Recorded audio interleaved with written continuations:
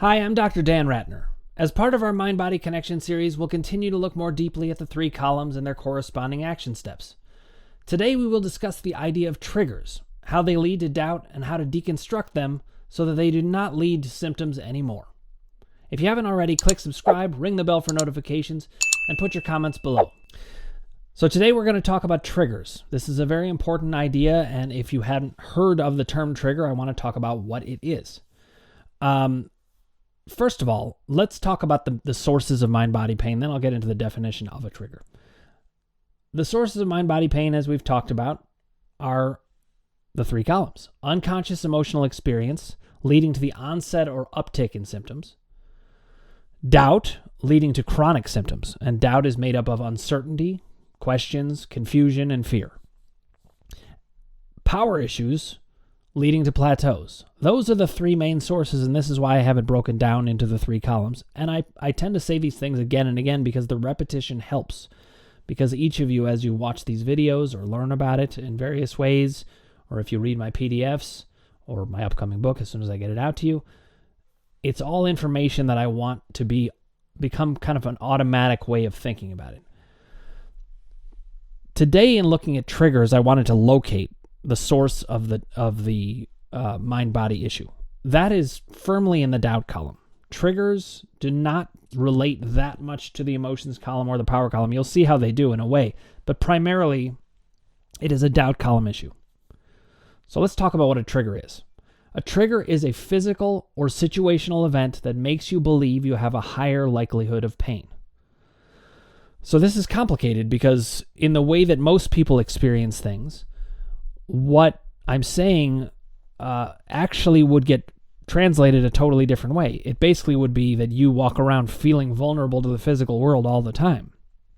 That certain movements or actions or events could easily lead to pain or suffering or injury. In my experience in the mind-body field, that generally is not the case. You need to remember that these pains come from physical events, and I'm going to talk about the limitations of that. But the reason that triggers work, essentially what they are, is any physical event, any experience in the physical world that convinces you could be having a symptom because of the physicality of it, when really what's happening is you're getting into a mindset with yourself that you think you would be hurt by this, and your body acts accordingly. One thing to remember about triggers, you have to remember that the symptoms want to be convincing.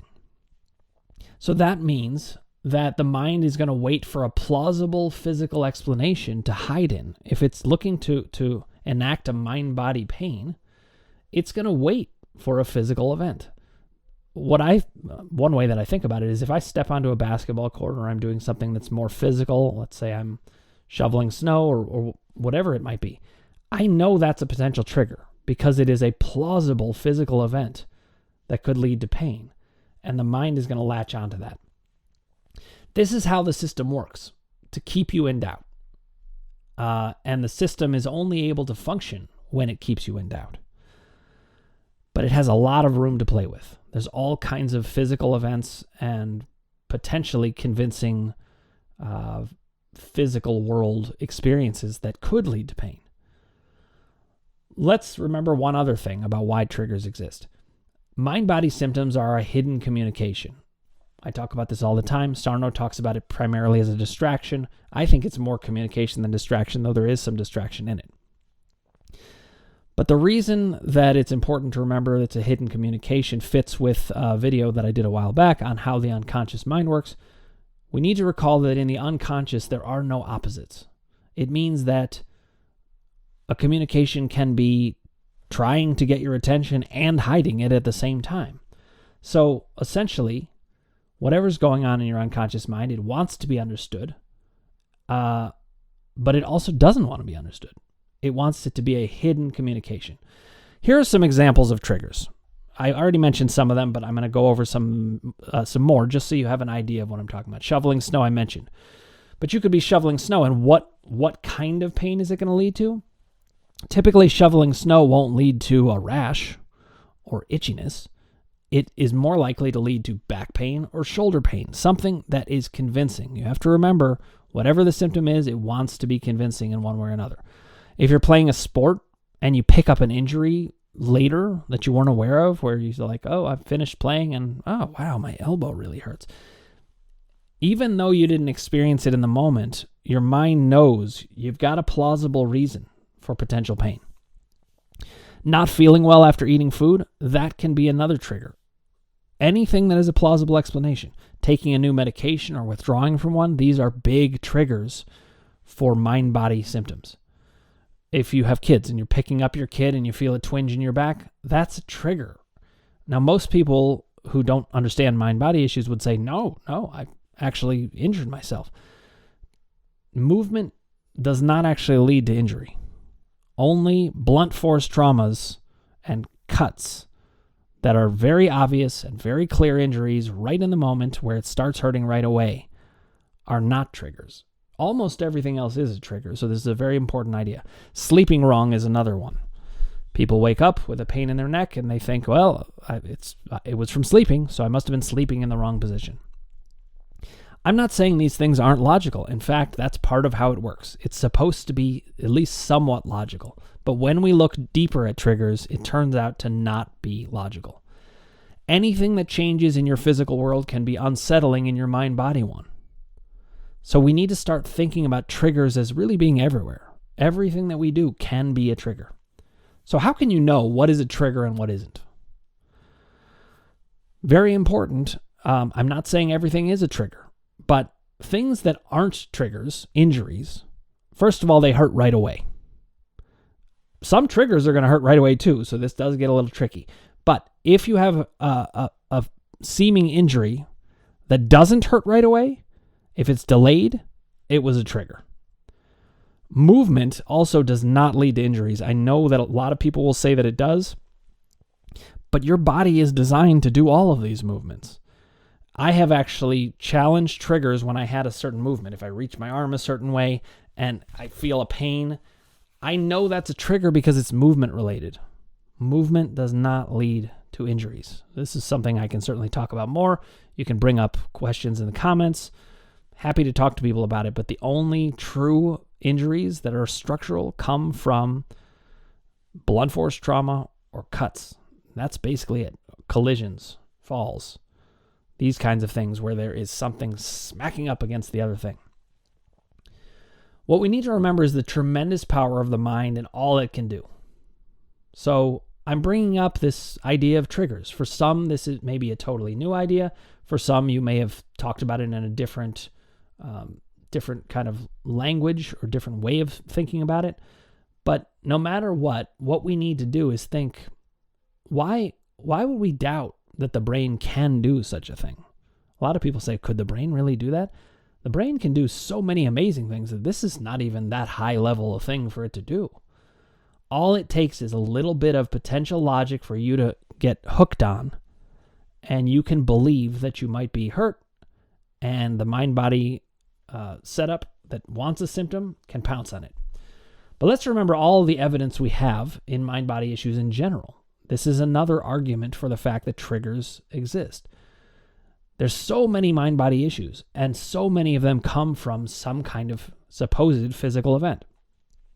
Very frequently, and in fact this happened to me, when I first went to the doctor and they asked me, how do you think you injured your back? I said, I don't know. I've been weightlifting. I guess it must be that.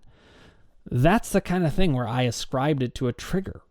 But I didn't get injured at the time, so it doesn't actually make logical sense. That's how we start to look at triggers and get rid of them, is to look at the logic. I'm going to get into that more in a second. I'm going to keep talking about why we don't need to doubt that a trigger could be there. We need to remember evolution and how strong your mind and body are. Okay, so what that means is your body should be able to handle any movement. We've been evolving over millions of years, and now we think that we can't sit at a computer and type, or we can't move our arm too fast. When did we get so fragile in the evolutionary world? It doesn't make a lot of sense. What makes more sense is that there are triggers, that we believe this. In fact, we're being told it all the time. We watch a lot of sports, for example. All of these athletes get injuries from movement. So we think that's what can happen. But if the alternate viewpoint is considered about triggers, we can understand what's happening a lot more. We also need to remember most minor injuries heal within 2 or 3 days. They get better fast. So if you have something lingering, that's a way to distinguish it's probably a trigger. Injuries also don't come and go or shift around. If those things are happening, it was probably a trigger. Injuries behave the same way structurally all the time, so they don't feel one way one moment and another way another moment. Here's another way to recognize a trigger. The greater the pain, the more likely it is that it is a mind-body issue.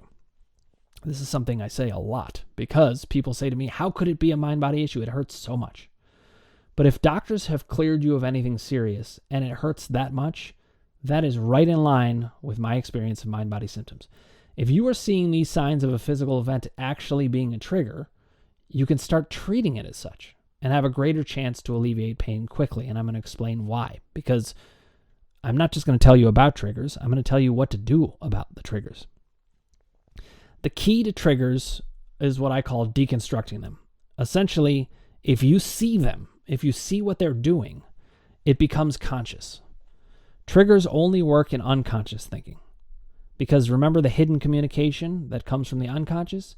The minute that communication is made conscious, the trigger isn't needed anymore. And actually the opposite works too. If you take away the mechanism by which it is having the unconscious communication, it becomes conscious, and suddenly you can recognize, no, that's not the cause of this pain. That's the red herring that I got, went after in fishing, trying to figure out what was happening. Very understandable that this would happen. Makes logical sense. But if we can make it conscious, the trigger is deconstructed and the pain goes away because the communication has been received. What we do about triggers then is we always look out for them, recognize them, and challenge them. How do we challenge them? It's the same way we do with any symptom. We use science or logic. Any beliefs that defy any science or logic can't be good. So, just because you could think, well, weightlifting might cause back pain, sure. But it defies the logic, at least in my case it did. The timing didn't match up. It's not like I was lifting weights and then I got hurt. It was like days later. That doesn't make any sense. There's going to be a lot of assumptions we have to question. And what I want you to do is verify if those assumptions make sense with the science and the logic. And what you will find is that if you look at all closely, they don't. Again, I understand how it could make sense that all of these physical events could cause pain, but as it turns out, it doesn't fit with the science because these structures aren't the cause of these issues. It doesn't fit with the logic of the pains coming and going. It doesn't fit with any of it if you look even remotely closely at it. Amazingly, that's not what's happening in society, and so these ideas are getting perpetuated. So after the symptom starts, you need to push back against it with belief. You need to push back against it with belief in science and logic, not faith, as I always say. Push back using different pieces of science and logic until you can convince yourself that can't be the cause. This sounds like a mind-body cause. It's a trigger. You can also look out for triggers before they hit you. So be on the lookout for physical events that might be a trigger. When I first started playing basketball again, that was a trigger I recognized before it even happened. I knew that there could be something set into my mind where I could imagine I'm going to be hurt here. If you recognize triggers either before or after you disarm them by making them conscious, and the more certain you become of the science and logic, the more automatic this will be. The better, and that's better because when it is automatic, you have significantly less doubt. As I've come to see it, all physical events are a trigger unless there is a blunt force collision or a cut. Falls, collisions, that sort of thing. If I bump my arm on a wall, okay, I could get a bruise, but probably nothing big, and it should heal essentially within 2 or 3 days. The bruise could still be there, but the pain shouldn't be that much. So I really walk through the world thinking most of it is triggers. Most of the things in the physical world that we think are going to cause problems turn out to be triggers. We want this kind of thinking to become automatic so you won't have doubt. When there is no doubt, there's no fuel for TMS to use. TMS, again, is what Sarno called it, tension myositis syndrome. There's many different terms for it, mind-body issues, PPD, whatever we call it. If there's no doubt, there's not fuel for it to continue. Remember, emotions are about the onset and uptick in symptoms, and that's very brief. The emotions come and go. The bodily symptoms tend to come and go unless we start to have doubt. Then it's got fuel. Triggers create doubt. Doubt is fuel. But let's look at the 3 columns and how triggers function. In the emotions column, when a theme is active, you just want to watch for triggers more vigilantly, because the recipe for a trigger is an emotional theme that needs to hide in the unconscious and a physical event it can attach to create doubt. That's the recipe. So even though this is a doubt column issue, we use the emotion column to know when to predict or maybe how to deconstruct it. I was upset right before I played basketball that time. I'm using basketball as the analogy because it's often one of my main physical activities, but could be biking, lifting weights, whatever it is that you do. That's how you think about it in the emotions column. In the doubt column, it's much more straightforward. It's absolutely crucial to understand that these physical triggers are out there everywhere, and we need to attack them very strongly with science and logic. The longer you let a trigger go, and the more doubt you have about it, the more room it has to play.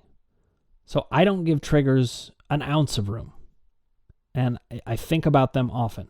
When I used to lift up my 2-year-old oldest daughter at the time was 2, and I was just recovering, reading Sarno, I would actually lift her up and think, this is a trigger. I would actually think those words so that I could keep it in my conscious mind. You cannot injure yourself this way. Now, in the power column, challenging triggers gives you a chance to move forward to a more powerful stance against your symptoms. So it can affect all the columns. It's based in the doubt column, but as is the case with so many things that I talk about, all of the columns are effective. They're all related. So remember, any physical experience is a potential trigger. Any physical experience. And it could be even a small one. I lifted up the garbage can and then my elbow hurt. People can become convinced of all kinds of things. I've worked with somebody who was afraid to carry around a little water bottle because he was afraid that it would exacerbate his elbow pain that he was having, or his arm pain. When we deconstructed the trigger, he was totally able to do that. So it's a very specific form of doubt. The best thing to do when you're trying to live in a world where there's potential triggers is to think of your body as an extension of your brain. Don't think of your body in such physical terms all the time, because most of these physical things don't affect your body at all. The thing that's affecting your body more is what's going on in your mindset. So, to think of your body as one big brain is very helpful for me. Another way I have of putting it is that your body is a flowing emotion. What do I mean by this? What it means is, we remember my video on moment-to-moment thinking? Some of you hopefully have watched that. If not, I highly encourage you to go back and do that. Another mind-body connection series, moment-to-moment thinking. If you think of your body as a flowing emotion, your emotions change all the time. And that means so do your bodily sensations. That's the way you want to think of it to keep away from triggers. Most of your physical experience does not have to do with these physical events. It has to do with what's going on in you. Unless there is a clear injury, the physical event that scared you is a trigger. And that's how we need to think about it. Even if there is an injury, we have to be on the lookout for triggers piling on to that injury. So if you do slip and fall, the degree to which you're going to have pain is partly going to be related to a trigger experience.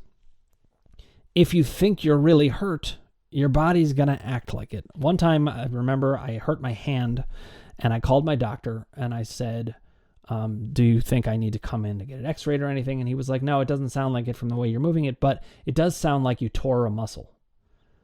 And my pain got 10 times worse just from that phone call. He, of course, didn't mean it that way. But what it did is it gave me a trigger, a belief system that I had a torn muscle. That sounds extremely painful. And it became more painful. When I started to treat that as a trigger, though, I was able to bring the pain back down. So recognizing triggers is very effective. But doubt will crawl in through every crack it can find. With triggers everywhere in the world, knowing about that as a component is crucial to not having symptoms run all over you. You need to know that these triggers are out there everywhere. It is one of the major causes of symptoms, especially the onset of symptoms.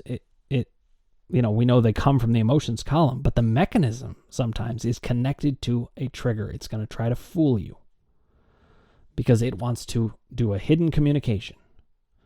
And that's one of the reasons why triggers are so key. First of all, they're everywhere, but secondly, they're very key in reducing doubt. And doubt is the key to getting rid of chronic pain, getting rid of doubt, of course. So I hope that was helpful. I look forward to hearing your comments on it. If you haven't already, though, click subscribe, ring the bell for notifications, hit like if you like what you're hearing, and put your comments below, and I will get back to you personally. I look forward to talking about triggers and much more with you as time goes forward. Thanks for watching.